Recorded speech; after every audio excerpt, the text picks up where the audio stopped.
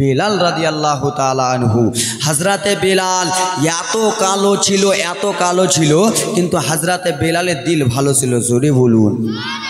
আজকাল আমার মা বোনেরা রান্না করে না, রান্না করার পরে দেখবেন হাঁড়িতে এত কালো, ওই রকম কালো, কিন্তু বেলালের দিল এত ভালো। এ ব্রাদার মুসলমান বাবাজি বন্ধুগণ আমার, হযরতে বেলাল যখন মুসলমান হয় নাই, এ বাবা এই আমার দিকে দেখো, এই আব্বারা মোবারকপুরবাসী, হযরতে বেলাল যখন মুসলমান হয় নাই, কি হয় নাই? মুসলমান হয় নাই, তখন হযরতে বেলাল একজনের বাড়িতে দাসী থাকতেন। কি থাকতেন? চাকর থাকতেন। দেন হেমা নামে, নারে তাকবীর, নারে রিসালাত। হিমামা আমার 500 টাকা দিয়েছে দান আল্লাহর ঘর মসজিদের জন্য। শ্বশুর শাশুড়ি বাবা মায়ের জন্য দোয়া করতে বলেছে। ব্রাদার মুসলমান মায়েরা, আমি শেষের সময় দোয়া করে যাবো মা, চটচট করে সুবহানাল্লাহ মাশাআল্লাহ, একটু জীবনী টাকা দেন বাবা। হযরতে বেলাল যখন ইসলাম গ্রহণ করেননি, তখন একজনের বাড়িতে গোলাম খাটতেন, দাসী খাটতেন।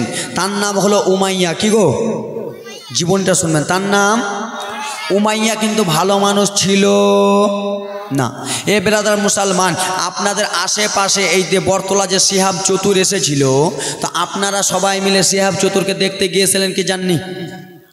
গিয়েছিলেন তো? কিছু কিছু লোকেরা আকর্ষণীয় করে দেখতে গিয়েছিলেন। এ ব্রাদার মুসলমান বাবাজি বন্ধুগণ আমার, ওই রকম দয়ান নবী আমার, আকা মাওলানা আমি আমার আব্দুল্লাহর বেটা মোহাম্মদ কে দেখে সবাই নাকি পাগল হয়ে যায়।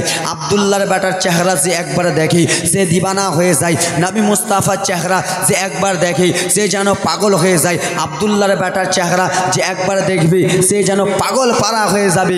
এই ব্রাদার মুসলমান আমার, হযরতে বেলাল উমাইয়ার বাড়িতে চাকর খাটতেছেন, উমাইয়ার বাড়িতে আসেন। উমাইয়ার বাড়িতে থাকা অবস্থায় হযরতে বেলাল শুনতে পেলেন, শোনো শোনো বেলাল। বলে কি হয়েছে বলো? বলে এ বেলাল জানো না মক্কা নগরে এমন একজন নবী আছে, হাবিবুল্লাহ আছে, দয়ার কামলিওয়ালা আছে। ওই কামলিওয়ালাকে যে একবার দেখে সে যেন পাগল হয়ে যায়। আমিনার বেটাকে যে একবার দেখে সে নাকি দিবানা হয়ে যায়। বেলাল তুমি কি দেখতে যাবা না? হযরতে বেলাল মনে মনে চিন্তা করলো, আহারে আমি তো মালিকে মেজাজির বাড়িতে থাকি, আমি কেমন করে ছুটি নেব? এই কথাবার্তা বলার পরে পরে ব্রাদার মুসলমান আমার, হযরতে বেলালের মনে একটা আশা জেগে গেল, আহারে কেমন আব্দুল্লাহর বেটাকে যে দেখে সে নাকি পাগল হয়ে যায়, নবীকে যে একবার দেখে সে নাকি নবীর প্রেমে দিবানা হয়ে যায়, হাবিবুল্লাহকে যে একবার দেখে সে যেন পাগল পারা হয়ে যায়। একবার আমি যেই দেখে আসি, জোরে বলুন।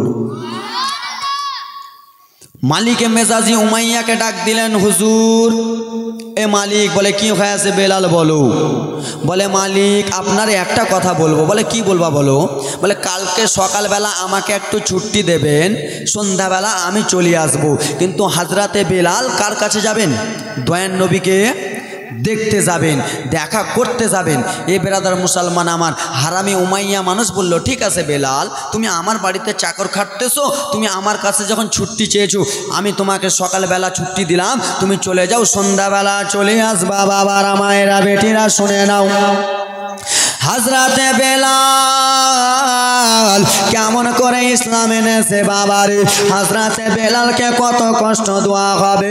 সকালে যেমনই হয়েছে রে মায়েরা, হযরতে বেলাল নিজের মালিকে মেসাজিকে বললেন, মালিক গো আমি যেন রওনা হয়ে গেলাম, আপনি আমাকে ছুটি দিয়ে দেন, আমি রওনা হয়ে গেলাম। হযরতে বেলালের দিলটা মানে না রে, কখন যেন হাবিবুল্লাহকে দেখবে, কখন যেন দয়ার নবীকে দেখবে।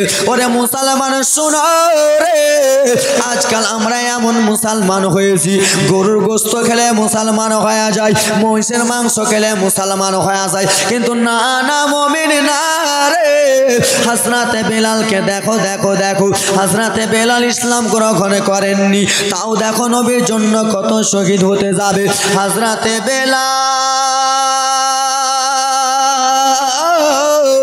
রাদিয়াল্লাহু তাআলা আনহু মায়েরা টক টক টক টক টক টক টক টক করে চলতেছেন, রওনা হয়ে গেলেন রে বাবা। ও আমার বাবা মনোযোগ দিয়া জীবনীটা শুনো রে, কান্না যেন ঝরঝর ঝরঝর করে যেন পড়তে থাকবে রে বাবা। কিছু দূর থেকে দেখতে পায় যায়, মরুভূমিতে যেন কিছুটা লোককে দেখা যায়, কিছুটা লোক যেন মরুভূমিতে ঘোরাফেরা করে। হযরতে বেলাল টুক টুক টুক টুক করে রে মায়েরা যেন রওনা হয়ে গেলেন রে বাবা। যেমনই রওনা হয়েছে মুসলমান যেন দেখতে পেলেন কিছুটা লোক রয়েছে, সেই লোকগুলোকে যে জিজ্ঞেস করে ভাইরা গো তোমরা কিসের জন্য চতুর সাইডে ঘেরুয়া করে নিয়ে আসো, কাকে তোমরা ঘেরুয়া করে নিয়ে আসো বলো বলো। নবীর একজন সাহাবী বলে ওগো শোনো গো, এখানে আমাদের দয়ান নবী আকা মৌলা নবী যেন আরাম করতেছেন, আমার হাবিবুল্লাহ যেন আরাম করতেছেন, আমার দয়ান নবী ইসলামের কিছু কথাবার্তা বলতেছেন। বাবারে হযরতে বেলাল যার বাড়িতে থাক, হযরতে বেলাল কি হলো কি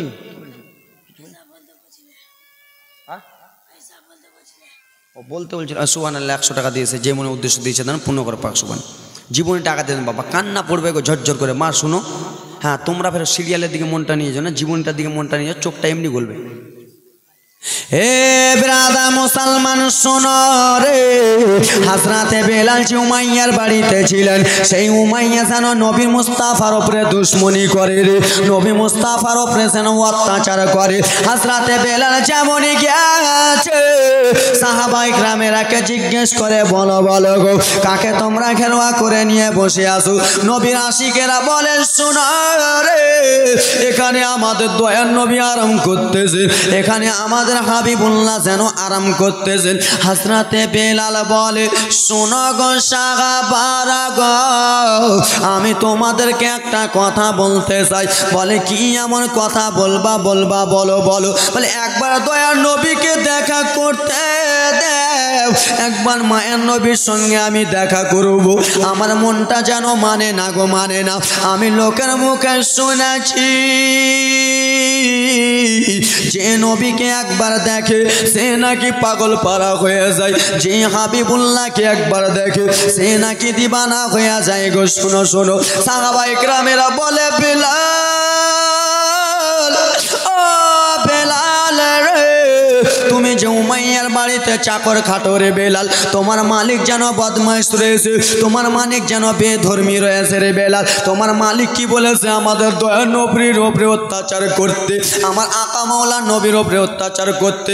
হযরতে বেলালের দুই চোখের পানি পড়ে যায়, বলে ও গো নবীর সাহাবী গো, আমাকে আপনারা ভুল বুঝবেন না। বলে ও গো বেলাল শোনো, তোমার মালিক কি তোমাকে দেখতে পাঠিয়েছে যে নবী কেমন আছে এবং কি নবী কেমন কি হালাতে আছে, নবী মুস্তাফার উপরে দুশমনি করতে পাঠিয়েছে নাকি?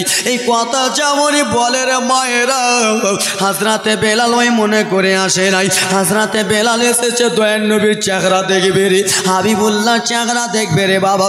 হযরতে বেলাল কেন্দে কেন্দে বলে নবী সাহাবারা, আমাকে ওই বলে অপমান করিও না রে, আমাকে ওই বলে তোমরা অবহেলা করিও না রে। আমি শুধু এসেছি, আমি একবার মা মেরার বেটার চেহারা দেখব, আমি শুধু দয়ার নবীর চেহারা দেখব। বলে না না বেলাল চলে যাও, ও বেলাল চলে যাও, তোমাকে নবীর সঙ্গে দেখা করতে দেওয়া হবে না। কেন? তুমি ওই জন্য এসেছো। হযরতে বেলাল দুই চোখের পানি ঝরঝর ঝরঝর করে ফেলতে লাগলেন। ওগো নবী সাহাবারা, আপনারা আমাকে ভুল বুঝবেন না, আপনারা আমাকে যেন ভুল ভাবিয়েন না গো। আপনাদের হাতে ধরি শুধু একবার নবী